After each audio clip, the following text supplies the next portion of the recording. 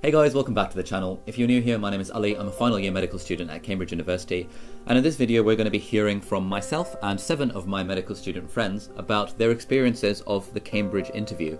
So if you're applying to Cambridge, or Oxford for that matter, for medicine, you might find this useful to kind of hear from various medical students about what their experiences were like. First thing to say is that, to be honest, it's quite repetitive. Everyone has broadly a similar experience in that they enjoy their interview and it's quite sciencey, academic.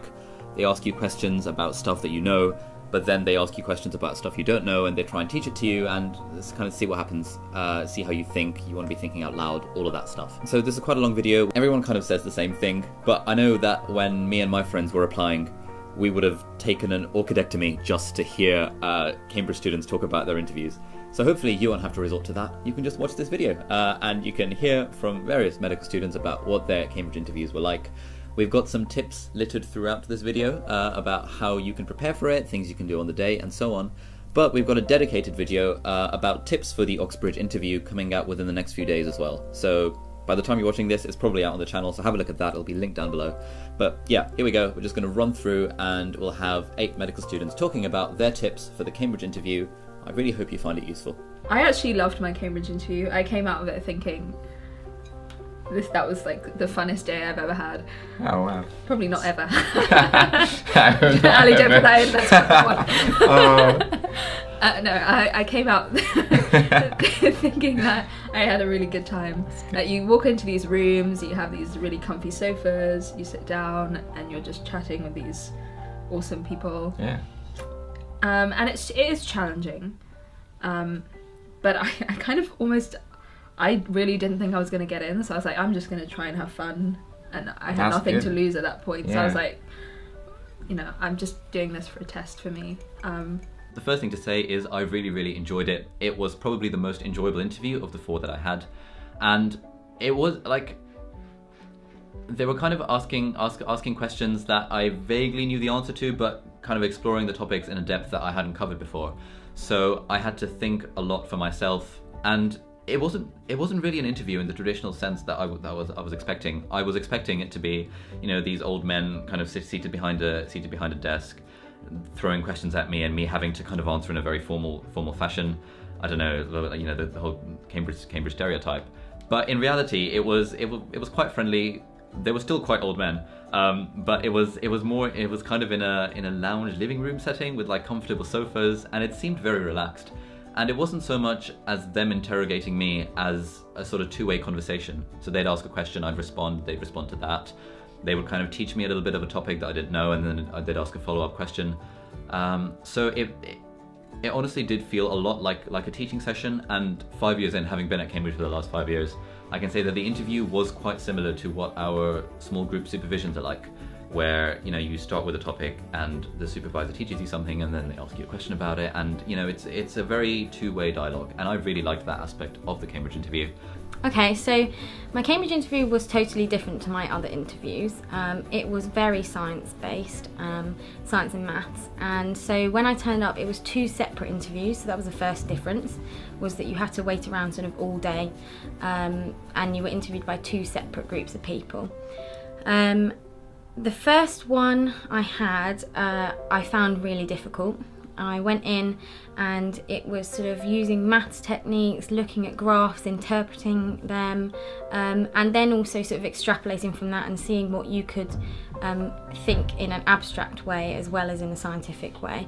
And that one I found quite difficult because doing maths on the spot is hard for anyone, but I particularly struggle when I'm put under pressure. But actually I got stuff wrong. I kept getting stuff wrong, and they would just guide you through and try to get you to the right answer in the end. And I think that's what they're looking for, really.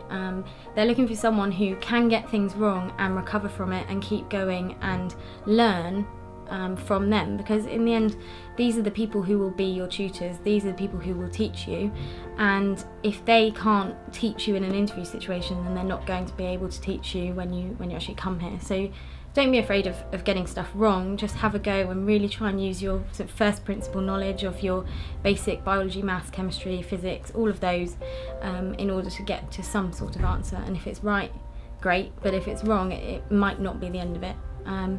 My second one was very similar. Again, it was giving me questions and making me think further than I did in my lessons. So it was starting off with something I should have learnt, and then getting to somewhere that I had never learnt before. And so they guide you through those steps, and they give you help in order to try and see how much you can do. And again, I only got about halfway through the question in the end, but clearly that's all they wanted, and they wanted to see how your mind works, and that you could speak out loud and show them your steps out loud, and you could learn from your mistakes rather than that you got a perfect answer every time. It was 2 half-hour science tests, and they were great fun.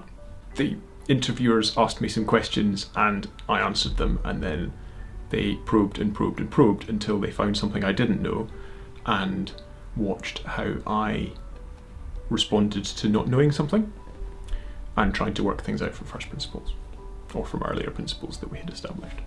So I thought my interview was horrible at the time. I came out thinking like, oh my god, that was horrible, never gonna get in here. It was a really quick interview as well. I was like the last interview, so I remember thinking that they were just really tired, and they were like, you know what, let's just quickly ask him a few questions and get him out. In terms of how it felt doing, a lot of them I found sort of were, as you would expect, unfamiliar content, and really put you on the spot, which ties back into realizing that it's not about knowing the answers right away. It's about sort of keeping your ground, keeping your head, and realizing, okay, they've asked me something I have no idea, but let's think about that, and then sort of work through it, and talk to them about what you're working through. And I think that's how really you would shine a bit more in an interview. Yeah. It was also really, really friendly. I had 4 interviewers across 2 interviews. They were all really polite, really, really nice. They smiled, they shook my hand, and I genuinely felt that, you know, they wanted, you know, like they wanted to be there, like interviewing me, as weird as that sounds. So that did a lot towards putting me at ease, because I was like super nervous when I went in there, as I'm sure everyone is. But the fact that they were smiling and shaking hands and kind of making little jokes here and there, it really helped. So yeah, I loved my Cambridge interview, and you know, I would, you know, unreservedly recommend it to anyone applying to medicine. Because really the Cambridge interview is sort of like a little supervision, which is sort of the small group teaching we have here, where they push you, they ask you questions. You don't always know the answer, but you work together, you think out loud, bounce ideas off each other, and that just makes it quite a good learning process. Yeah, so if anything, it's sort of like a pilot into seeing how well you would do with that sort of learning experience here in Cambridge. And if anything, you get a free lunch in a nice college. I think that's free always lunch. Nice. I suppose mine was at the end of the day. Yeah. It wasn't a sort of alternative, weird, out there as some people would have you believe. It was a thorough testing of the basic sciences. The first one was a bit more clinical, so it would ask me questions about medical problems that I at least could have had a reasonable insight into for my stage of education. And I had questions about sort of what it was to be a good doctor from a professional point of view. In my second one, that was a bit more about the basic sciences, so I got some sort of genetics questions, I got some organic chemistry questions, and it was all stuff that, you know, the entry level into the question was accessible for anybody who just knew their AS level syllabus fine. So as long as you know, you can make mistakes under pressure and still get away with it, but as long as you kind of just relaxed and did yourself justice with that, then you at least, you have an inlet into the questions. It's not in their interest to just ask you stuff you don't know. They want to see how much you know to start with, and then what's more important is how much they can teach you and how receptive you are to learning over the course of the interview. So don't worry if you get to a point where you can't answer anything any further, because that's essentially where they're trying to get to. So my Cambridge interview is very academic. We started off by talking about why medicine, as usual. I thought that these were quite perfunctory questions, in the sense that it was just literally to screen people who might be a bit awkward or weird or haven't really thought through their answers. But then after that, the real meat of the interview is about the way which you think. And so I got a lot of questions. I got a huge number of questions which were scientific in nature and and it's kind of like a dance really between the interviewer and the interviewee, where the interviewer tries to get the interviewee or get me to build on my knowledge, my existing knowledge, and push the implications of that knowledge one step at a time until I got to the right answer. The first question which I got was a probability question. Please calculate the probability that this drug will not work. Yeah, so it's along those lines, very scientific, very mathsy. So I had 2 interviews. The first one was a sort of general interview that I think a lot of people are prepared for, so I don't want to give too many specific questions, but again, it's a sort of like why medicine, why Cambridge, what you will expect. They're going to ask you why you're applying for the subject and why you're applying to the specific university or college. So that was kind of my general interview, and kind of talking about things that I'd put on my personal statement. So I'd mentioned a few books that I'd read and some experiments that I'd done, so they kind of that sort of thing. My science interview was a bit of a mess. I will say that nothing that I was asked in my science interview I had ever covered before.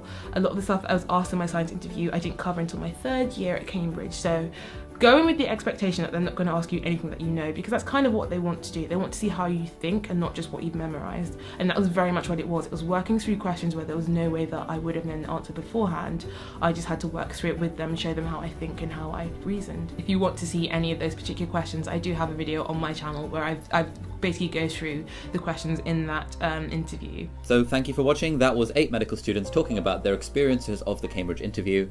As I said at the start, it really is quite repetitive, which is a good thing because it means that everyone has the same interview experience and that you're not going to get thrown curveballs like things I've seen in newspapers, like they throw a rugby ball out of a window and ask you to respond and weird stuff like that. They just don't do that. That's just completely mythical. No one has that experience. Everyone has broadly the same experience, which is good for people applying because you kind of know what to expect.